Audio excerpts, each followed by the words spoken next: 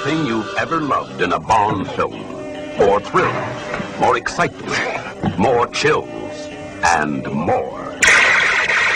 Roger Moore as James Bond 007 in Live and Let Die.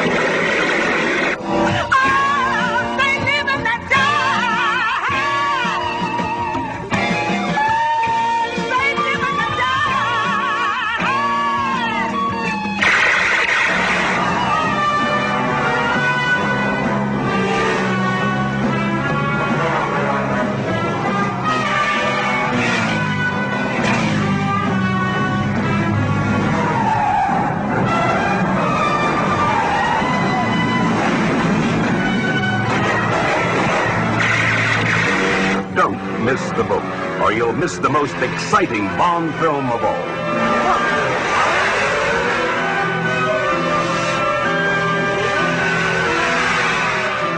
Live and Let Die.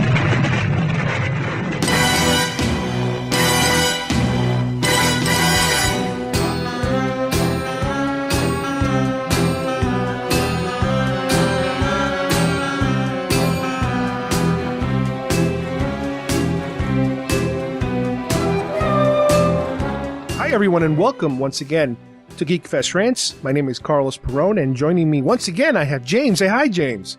My name is James. Just James. Okay, Mr. Just James.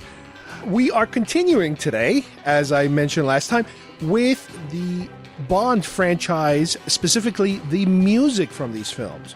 Last time, we kind of capped off our discussion with the end of the Sean Connery years. Obviously, there were a couple of other little bits and pieces, offshoots and last-minute castings and changes and stuff like that took place. But this officially kind of switches gears on this whole franchise because it is the introduction of a new Bond, which is Roger Moore. Now, he did, obviously, a number of years, kind of like Sean Connery. He put in his good amount of time, and he kind of gave the film a different feel and a different style that was, as we talked about last time, kind of started as Connery was ending. Now, let's pick up with his first film, Live and Let Die. This is 1973. Well, we basically have to have a new James Bond now. There's no question. Sean's done, and Roger Moore will make his debut. And while Roger Moore was always very friendly with Cubby Broccoli and the James Bond people in general, and had even been mentioned to play James Bond from the beginning. But he felt he was too young and just didn't think the time was right. He was involved with the Saint, things like that. And he stayed on their mind, and they wind up officially offering him the job in 1972. And he made Live and Let Die. But a weird thing happened with not just a new Bond. A few years earlier, Paul McCartney had, obviously Beatle Paul McCartney had been interested in the music, and he offered a song for Live and Let Die. And the funny thing happened is one of the producers was Harry Saltzman, in addition to Cubby Broccoli. And these were kind of like middle-aged guys, 60s and 70s kind of guys, who you don't expect to be that cool. So he listened to the song and he says, wow, the song's pretty good. Who are we going to get to sing it? And people around him didn't quite understand that, no, this is Paul McCartney, the Beatle. This is who's singing it. This is who we want to sing it. This is a major coup. And that was kind of funny. But in addition to Paul McCartney, we get George Martin taking over the composition of the soundtrack. John Barry had taken time off. I wouldn't say he had made a decision not to do it. He just was unavailable. And since McCartney is very well, tied into George Martin through all the Beatles records, he was a natural choice. He was producing the song, so they had him continue with the whole soundtrack. It's like a package deal. Yeah, it turned out it was kind of interesting. There's nothing wrong with it. It's more modern.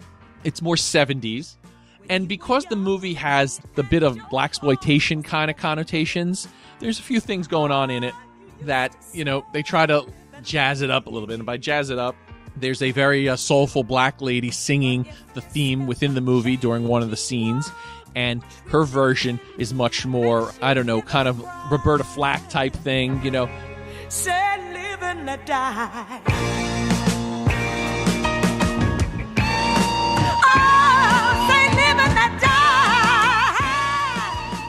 and it winds up being a really good version. It's just considered a secondary song. There's no doubt about it that it's, not an official, she would not have been chosen to ever sing the official theme.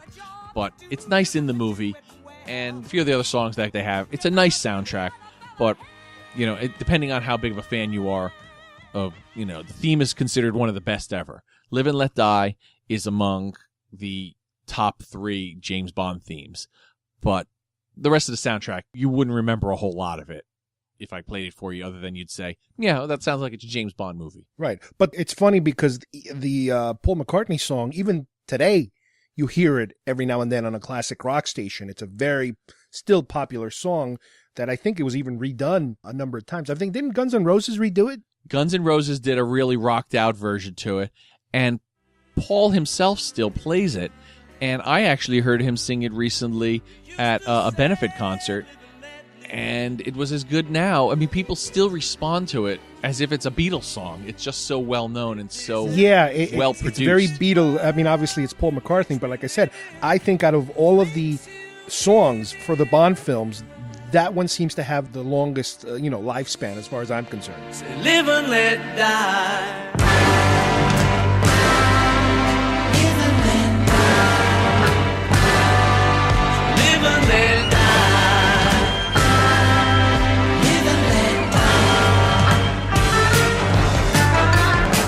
Yeah, I mean, when people make a new song, they'll say, "Oh, well, how does it hold up to Live and Let Die?" Or Shirley Bassey, yeah. And that's basically where it comes down to. And some of them hold up okay. Right, and we do have a number of songs coming up still that we're going to talk about that were very good songs, very popular at the time. They lasted a while longer, but nowhere near, a Live and Let Die type of popularity. Let's now hit Roger Moore's second entry, which is The Man with the Golden Gun, which brings back some familiar things and some new things. Tell us about that one, James. Well, The Man with the Golden Gun brought John Barry back, which was most important in this situation, because basically George Martin was on the last film because of Paul McCartney's participation. And John Barry was unavailable for it, so it worked out fine. But now he was back. And there's a couple things wrong with this movie. This was like, if you want to consider this Roger Moore, since this is Roger Moore's second movie, even though it's not the second movie in the franchise, this is a bit of a sophomore slump. It's a good movie. It's a fun movie, but it's a movie of its time. They tried to tie in a little bit of the kung fu type of feel that was happening in other movies, the Bruce Lee type influences and stuff like that. And so it feels a little bit like that. It feels very 1974 when you're watching this movie. It just happens. Sometimes there's periods of time that you could make a movie that seemed timeless, and then other times, just the way people dress and the way the pacing and things like that, this feels very 1974. But there's nothing wrong with John Barry's music. It's very Asian influence, very Chinese, Hong Kong type influence. Part of the movie takes place in Hong Kong, where I spent some time trying to act like I'm James Bond, I guess. But the trouble is, it's just not a strong movie, so the song by Lulu, it's considered very weak. I can't even remember it. Yeah, exactly. He has a powerful weapon, blah, blah, blah. And it's like, yeah, I think I know what you're talking about. So when you listen to the song now, it's like listening to a song about a man's most intimate of areas for 2 minutes. The B-sides. Yeah. He has a powerful weapon. He charges 1,000,000 a shot. An assassin that's second to none. The man with the golden gun. For 2 minutes, you're listening to something that, you might not want to talk about. But it's not terrible. Ironically, a lot of people don't know this, but Alice Cooper was a possible singer for the song. And if you look for it, he actually released it on one of his albums a year later. And it's kind of interesting. It's an interesting take on it. Again, it's very 1974. It sounds almost like an Alice Cooper song would sound, but with a little bit of a James Bond kind of twist to some of the music and phrasing. And it's kind of grown on me as the years have gone on. You better believe he'll be looking for you.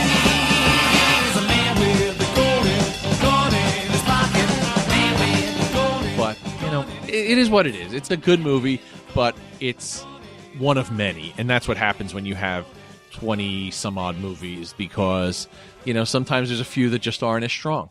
Well, let's move on to a more memorable year. Not only is it the fact that it's 1977, and to us who are into genre stuff, that's a very important year. But as far as the Bond films goes, this is a year that's going to have an effect on, not on the current film that was going to come out, but the following film. This is the year where The Spy Who Loved Me came out. The thing is about The Spy Who Loved Me, this is about the time that most people our age basically came into the scene and started to understand James Bond movies and appreciate them. Let's put it that way.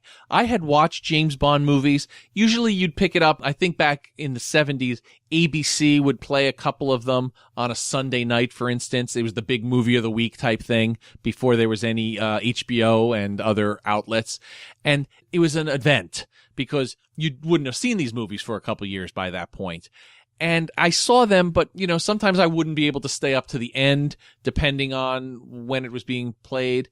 And this was about the one that I started to say, hey, between, again, it always comes back to Starlog Magazine, and this made an appearance in Starlog Magazine for sure. But like I said, a lot of people our age, this is the movie and this is the time frame because of Star Wars and because we're just being exposed to many more movies. And I think the series took a turn, too.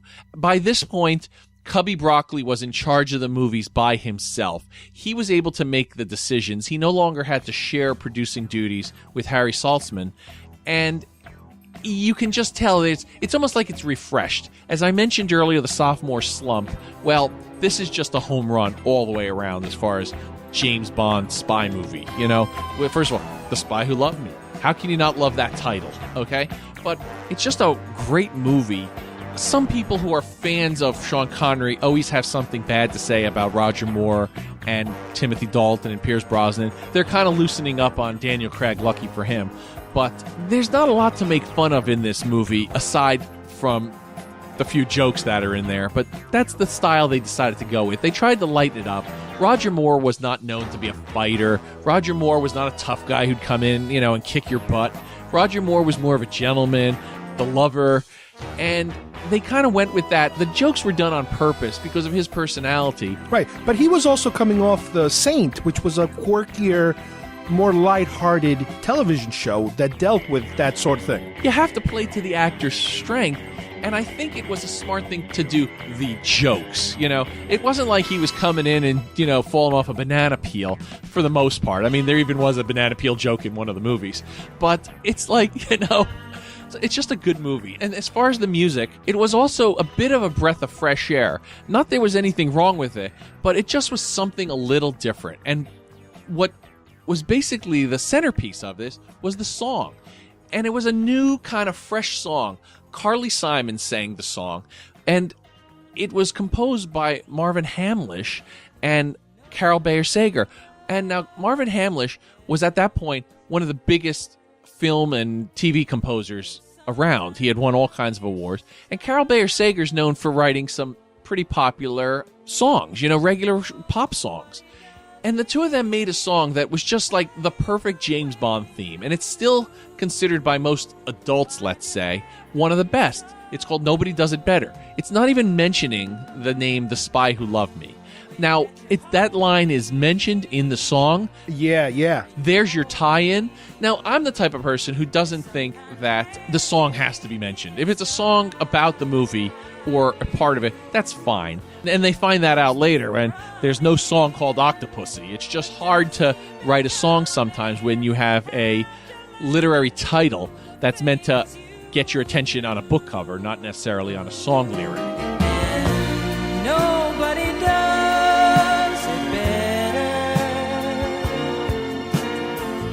Makes me feel sad for the rest. But just the style of the music got jazzed up, whereas there was usually more orchestration in previous James Bond movies. This one kind of used a combination of orchestration and I'd say disco beats a little bit and synthesizer maybe. So while it still had the feel of a James Bond soundtrack, it just became more modern. It kind of like, I would say, The Man with the Golden Gun was the end of the early James Bond style, and this was a new style, just a refresh type of. Like if there was a reboot, even though Roger Moore had already done 2, this was his 3rd movie. This was a bit of a reboot in how they went about things. Now, this became a bit of a formula too that got a little stale by the end of Roger Moore's time, but right here is probably where everything Roger Moore was doing was at its best. Now, this brings us to 1979, which is the next entry, which I mentioned before.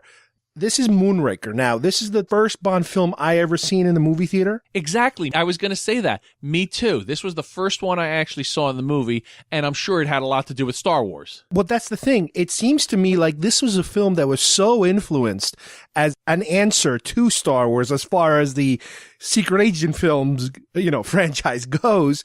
I don't think there's such a strong reaction or answer to a certain genre as Moonraker goes. Well, this movie wasn't even supposed to be the next movie. The next movie was going to be For Your Eyes Only. And because of Star Wars' huge popularity in the same year as The Spy Who Loved Me, now everything was about sci-fi and space, and Star Trek was coming back out, and all kinds of Buck Rogers, everything was back on the horizon for space, that they said, well, we've got Moonraker. It sounds like space. Let's see what we can do. And it turned out the story had nothing to do with space. It was, about a missile that was exploded above London, which would basically wipe out like the electronic pulse and stuff like that. So they just threw away basically the whole story. They took a couple characters, they took a couple locations, and they turned it into this space movie, basically. Now, in hindsight, it's not a wonderful idea to send James Bond, a guy who's basically a regular earthbound spy, into orbit, but it fit. It just fit at the times. Like I said earlier, the times have to be adapted to sometime, and this is one of the situations. And I was a kid at the time, but I still watch this movie from time to time now, and I think it holds up. It's James Bond, it's in space, haha, but you know what? It kind of works, and they didn't make a big deal about it afterwards. It's not like they said, hey, remember when I went into space? It was over. It was one shot. He was under the space shuttle, which is what the Moonraker basically became. And, I liked it. And the funny thing about the music here is John Barry is back. And, as much as I said the last time that Marvin Hamlish modernized the vibe, well, John Barry wasn't offended. And he had been wanting to make changes in his style, too, because he had been doing tons of other projects outside of the James Bond style. And once again, they got Shirley Bassey. But that's the funny thing. This has one of those kind of little twists. They were originally considering Frank Sinatra for this. In fact, Paul Williams, the actor-composer, I think you all know him from Smokey and the Bandit and a bunch of other stuff in the 70s. He wrote a song. Frank Sinatra loved it. He said, I'm in. And then for some reason, they never heard from him again. And so basically they were looking, okay, well, what are we going to do? So they came up with a different song. Paul Williams was less interested in doing a rewrite or a remodeling of the song because he's like, well, if Frank Sinatra's into it, I don't need to change it. But Frank's got a certain style that nobody else can really copy. So they came up with a new song. They considered Johnny Mathis. And I'm told there is a recording of it somewhere. It has never been released, and unfortunately, it never came out, but it didn't work. Now, everybody who knows Johnny Mathis, chances are a lot of his other very popular songs, he's been around himself for like 60 years. It just doesn't work for a James Bond movie sometimes. And so they basically went back to Shirley Bassey, and it's a pretty good song. Where is that moonlight train that leads to your side? Just like the moonraker goes in search of his dream of gold. Again, Shirley Bassey, you would almost say she could sing Mary Had a Little Lamb in an orchestrated James Bond style, and you'd be blown out of your seat. It's just something about her voice says, this is a James Bond movie, sit down and watch it, or we're gonna hit you or something like that. It really just gives you goosebumps sometimes when you hear that deep voice coming through the speakers. And this marks her third and final entry, basically being the artist with the most entries as far as the songs go. Oh, But you're wrong. Uh-oh. It's not quite her last entry, even though she doesn't sing another theme on film. But let me get to that in a little bit. Oh, now I'm waiting I'm like, where the hell are we going here? Now, following Moonraker, we have For Your Eyes Only, which is not the first Bond film I saw, but it's the first Bond film I saw here in the States. And to me, it was kind of like a return to a serious Bond, not so much the gimmicky Moonraker-y Bond, but a more traditional, serious Bond film. They did that on purpose. As a result, like I said, of going into space with James Bond, they had to bring it back down, make it more serious. And while The Spy Who Loved Me may be the best of the Roger Moores, For Your Eyes Only is probably the most serious and the closest to a James Bond book that Roger Moore years came to. And the thing is about the music, John Barry had decided to leave England because he didn't want to pay the oppressive taxes years earlier. A lot of rock stars and actors did the same thing in the 70s. They became what they call tax exiles. They left to live in France, America, other places in Europe because there was a ridiculous, maybe, I don't even know what the tax rate was. So what made him ineligible to make movies or work on films in England? If he couldn't go back, he couldn't do it sometimes. So in this case, Bill Conti became the composer. Well, Bill Conti is known for Rocky movies and various other late 70s, early 80s, more synthesized type soundtrack, hipper kind of stuff, what was considered at the time more modern type of soundtrack. Not quite a Giorgio Moroder, but kind of more, upbeat. Well, anyway, he takes over the composition. Well, we have the possibility of a modern 80s theme. Well, they consider Blondie, if you can believe it. Now, Blondie is very popular. She basically made one Richard Gere movie with Call Me. So they were thinking, well, that's a pretty modern, hip person. This is 1981. Times are changing. But if you hear the song, which you will, it's a little offbeat. It's a Blondie song. It's not a James Bond song.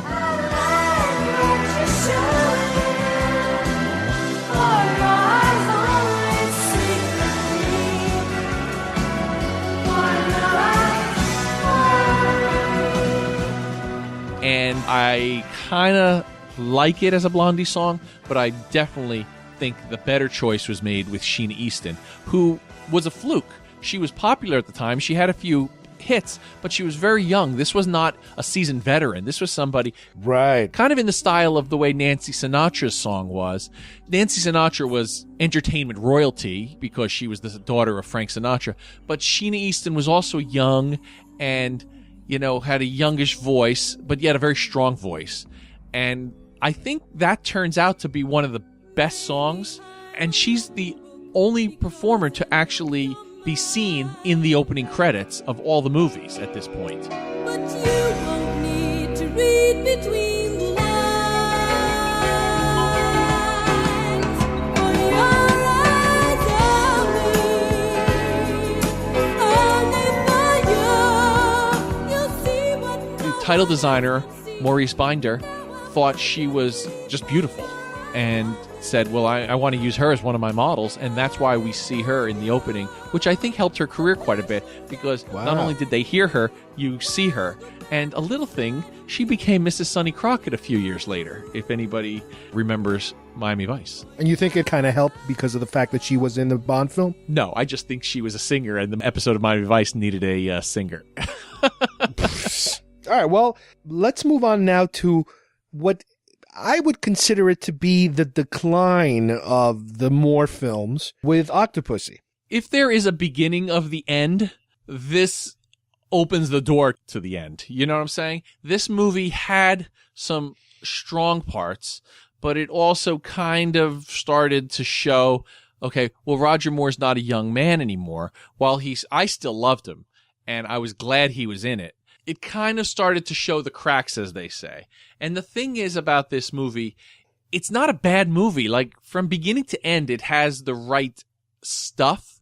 It's just, they go about it in a way that you start to realize, this is getting to be like Bond Light. It's tippy-toeing into the, all right, it's still cool, but it's like your dad's movie now. It's the 80s. It's 1983, everything's changed in the world. There's still a Cold War. There's still a need for spies. It's the Reagan era, but it's just not the same. And I'll say it started to become a parody of itself. And the music was kind of light. This music was done by John Barry. So it's okay in terms of, the sound.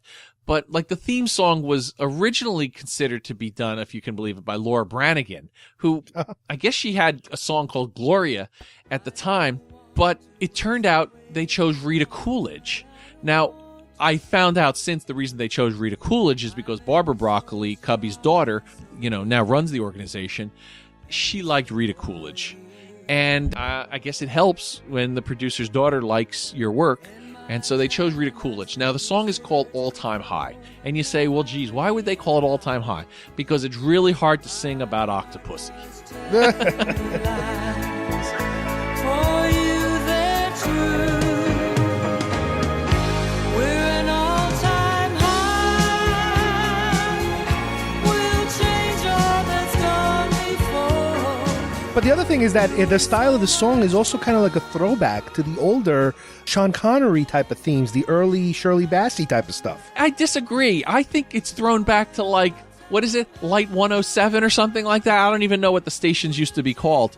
But it kind of just has this. I remember going in. Elevator music? Yeah, exactly. I didn't know who sang the theme. For some reason, I guess I was so overwhelmed with Return of the Jedi that year and various other movies. And look, I go to these movies the day they come out, and I went to this one the day it came out, just like all the rest of them. But I get in there, and I'm hearing this song, and I think it spoiled me a little bit because I think I got to the theater as they were letting out the other showing.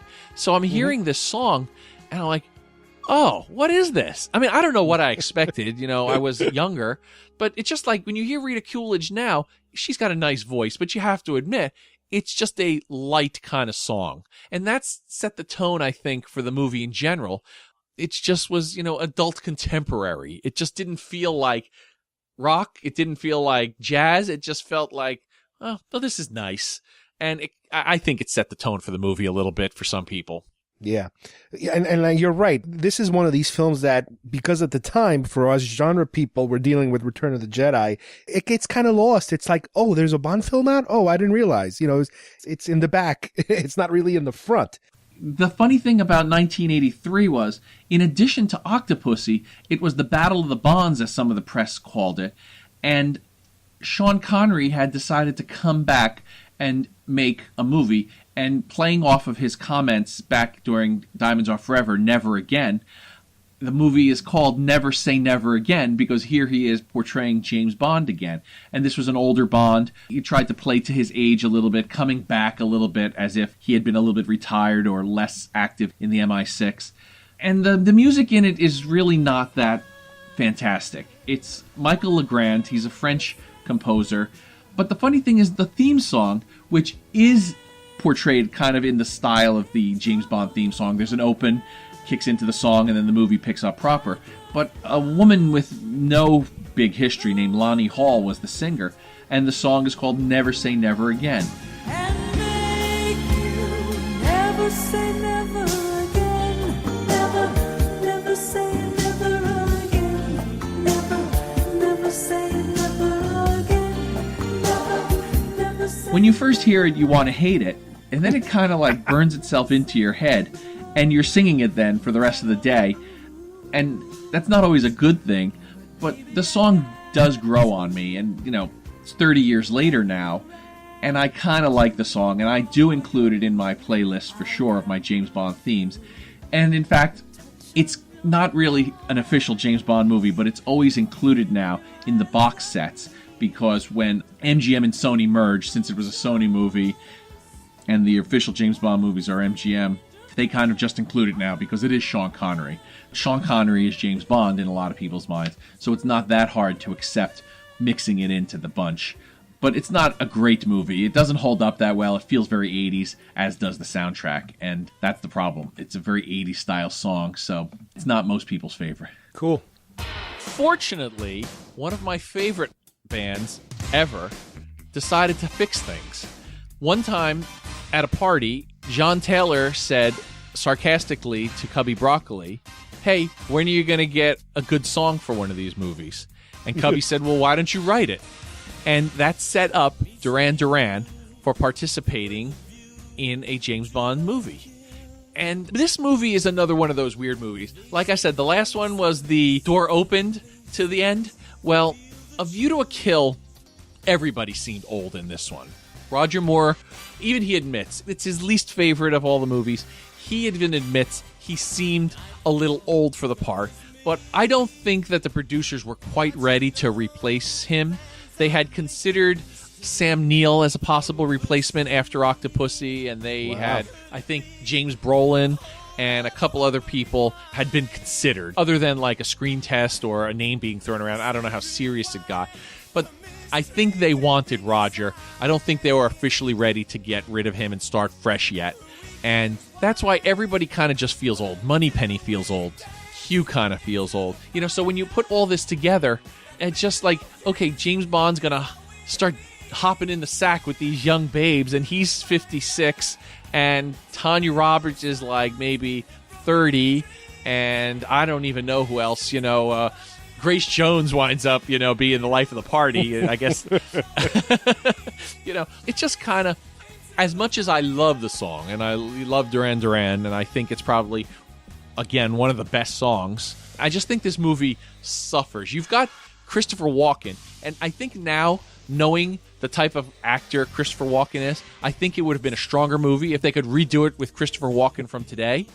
You know what I'm saying? I think he would have been more maniacal and crazy. Like, if you could have Christopher Walken from True Romance maybe now, that would be a James Bond villain. You know what I'm saying? That's a guy who was menacing and didn't take any business from anybody, as you remember. This was more like Christopher Walken from Batman Returns. It was a parody of himself. Yeah, it just didn't feel like. In fact, there's rumors, I don't know how serious they are, they wanted David Bowie, who had that kind of feel, and they wanted Sting, potentially, who was popular at the time. Sting would have been a mistake.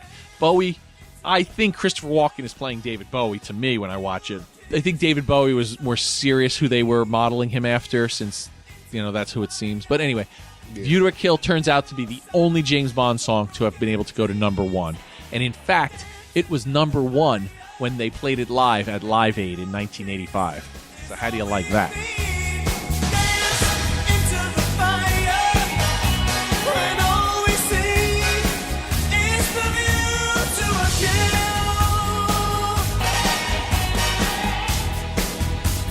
Now, John Barry was still attached to this film. John Barry, the music is strong. It's all top-notch. Just in general, the movie seems to have a little bit of some flaws. And the trouble is, in this movie, sometimes every now and then they'll stick in like a little in-joke.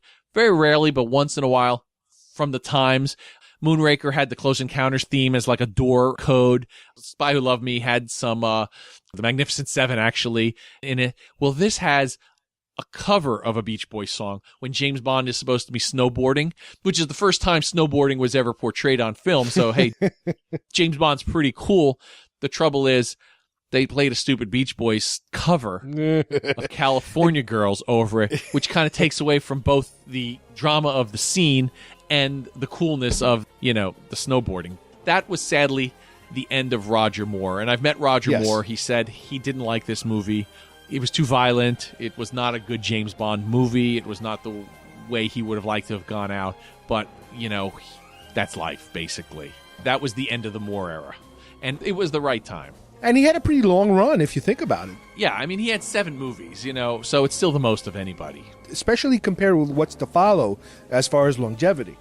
Well, this brings us to the end of part 2 of our James Bond music retrospective.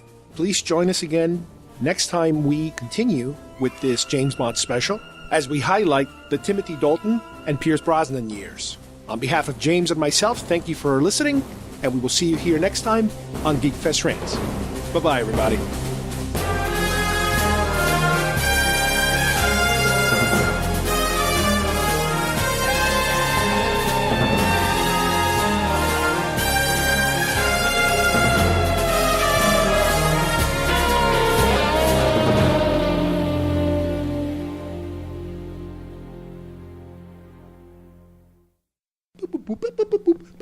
Stop.